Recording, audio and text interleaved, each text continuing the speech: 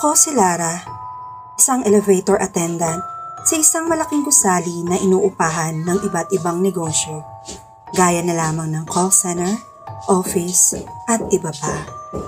Iba't ibang tao na ang aking nasakay sa elevator. Empleyado na ginagawang casing room ang elevator, mga umiiyak dahil broken, mga pagod, mga nagmamadali tila naghahabol ng oras, at marami pang iba. Sa una ay normal ang lahat.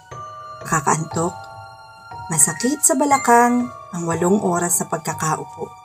Isang gabi, habang nakayuko akong nag-aabang sa sasakay ng elevator, bigla kong naaninag ang paa ng batang tumatakbo papasok ng elevator.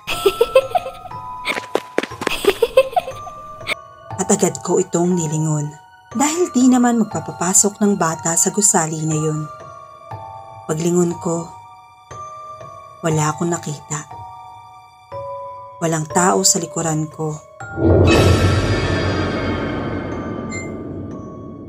Naisip ko na baka dala lang ng antok dahil gabi na din iyon. Umarap ako sa pindutan para pindutin ang ground floor. Napansin ko na tila may dumi sa isa sa mga pindutan at ayun ay ang 13th floor. Pinagsawalang bahala ako at nilinisan kaagad ang pindutan paghahanda sa aking pag-uwi. Kinabukasan, bagong araw, parehas na ganap. Uupo, pipindot ng mga buton, akyat panaog sa bawat palapag. Masaya ako sa trabaho ko. Ngunit nagbagong lahat ng iyon matapos ang gabing ito.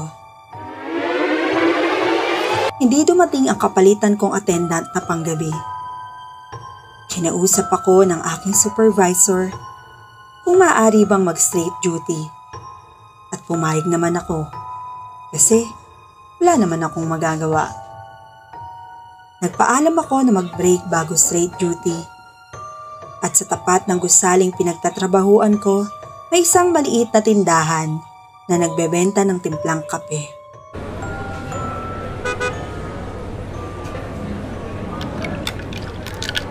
Iha, bago ka dyan? Tanong ng tindera. Ilang buwan na din po. Umaga po kasi ako kaya siguro ngayon niyo lang po ako nakita. Sagot ko. Ay, ganun ba? Mag-iingat ka ha? Ako'y nawirduhan at tumango na lang at umalis ng tindahan. Pagpasok ko ng gusali, pinilin sa akin ng aking supervisor. Alisto ka dyan ha? At may mga special guest na gumagamit ng elevator kapag wala ng ganong tao. Huwag mo na lang pansinin. Sige, dito na ako. Ika niya. Nagtataka akong nakatingin sa kanya habang papaalis siya. Alisto? Special guest tas huwag pansinin? Antok ata si Not pa. Sabi ko sa sarili. Agad akong bumalik sa elevator at pagbukas ko nagkagulatan kami ng isang pasaherong babae na parang nasa edad 20s. Pasensya na po, nagulat po ba kita? Anong floor po kayo? Tumuro lang siya sa buton. Bago ka dito? Tanong niya. Ilang buwan na din po pero pang umaga. Saya ka ba dito? Sunod niyang tanong. Bago ko pa man masagot, bumukas na ang pinto ng elevator. At maraming pumasok at napuno ang elevator. Marami po palang tao dito kahit gabi, no? Tanong ko sa guard na bagong sakay. Oo, kasi call center yan dyan. Sagot niya. 13th floor. 13th floor na po. 14th floor na po. Bababa? Sigaw ko. Ngunit walang lumalabas. Sa ground floor po kaming lahat. Sigaw ng nasa dulo. Di, may isa dyan na una sa inyo at 13th floor daw siya. Sagot ko. Te, nananakot ka. Wala ka naman kasama na pumasok kami dito eh. Naku, antok lang yan, te. Di na ako kumibo at agad kong sinarado ang pinto. Nakarating na nga kami sa ground floor at bumaba na ang lahat ng sakay. "Miss, ingat ka ha," sabi ng guard. "Mukhang ito na ang huli na papayag ako magrelyebo ah." Sabi ko sa sarili ko habang nag-sign of the cross. Lumipas na ang oras. May paisa-isa namang sumasakay. Ngunit di ko na ito kinakausap o binabati. Hindi ko na nga din tinitingnan dahil na din sa takot ko sa nangyari. Lumipas ang oras.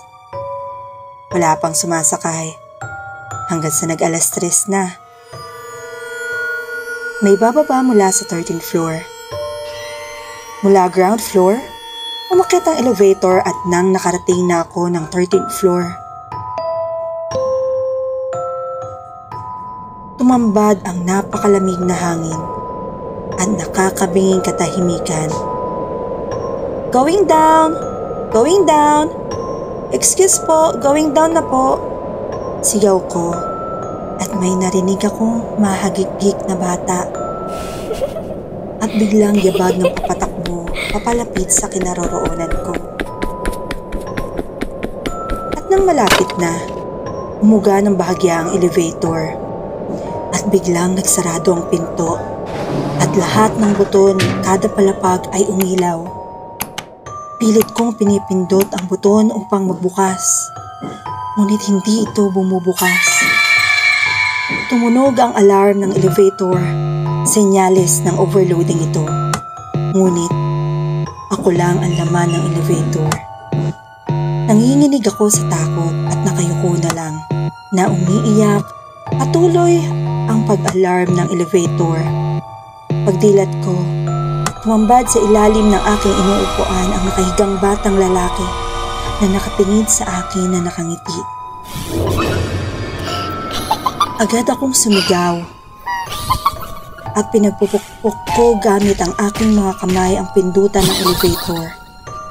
At hindi ko na alam ang mga sumunod na pangyayari. At bigla na lang ako nagising. Panaginip lang pala. Pag-unat ko ng aking leeg, galing sa pagkakayuko, tumambad sa aking harapan ang isang babae. Ang babae na biglang naglaho sa elevator. Natulala ako at napaisip, kasama ka ba talaga sa panaginip ko? "Miss, masaya ka ba dito?"